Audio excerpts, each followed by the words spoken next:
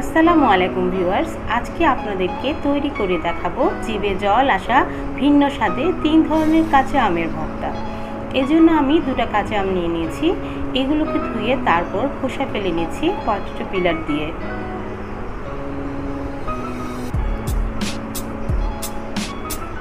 আমার খোসা ছাড়ানো শেষ।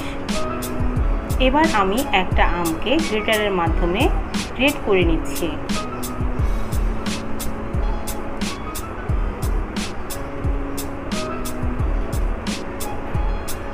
আর আরেকটা আমকে পটেটো পিলার দিয়ে পাতলা পাতলা করে কেটে নিচ্ছি। আম ভর্তার জন্য যত পাতলা করে কাটা যায় ভর্তাটা ততই মজা হয়। এখান থেকে কিছু আম আমি আলাদা করে নিচ্ছি।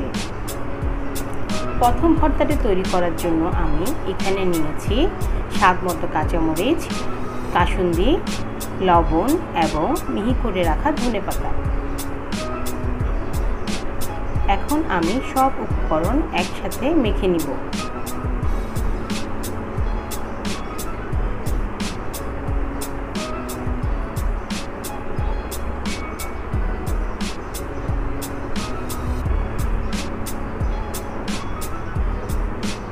আমি আমার পছন্দ অনুযায়ী এখানে ঝাল দিয়েছি, আপনারা আপনাদের পছন্দ অনুযায়ী ঝাল অ্যাডজাস্ট করে নেবেন।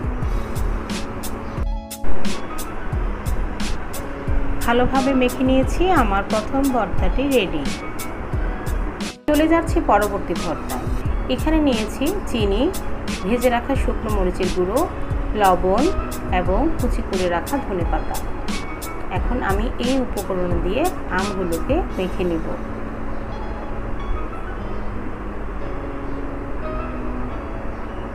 মনে রাখবেন, ভর্তা যত বেশি মাখানো হবে ততই মজা।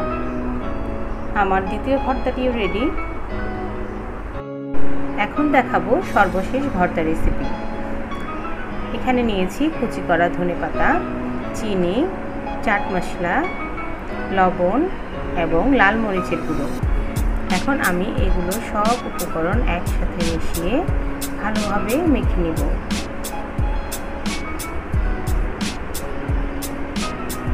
উপকরণগুলো মাখানো হয়ে গেছে। এখন আমি আমের সাথে মিশিয়ে নিচ্ছি। আমার মাখানো শেষ। আমার সর্বশেষ ভর্তাটিও রেডি। এখন পরিবেশনের পালা। এই 3 ধরনের ভর্তা আপনারা তৈরি করে দেখতে পারেন। আশা করি আপনাদের কাছেও ভালো লাগবে। ভালো থাকবেন সবাই। আবারও আসবো নতুন কোনো ভিডিও নিয়ে। আল্লাহ হাফেজ।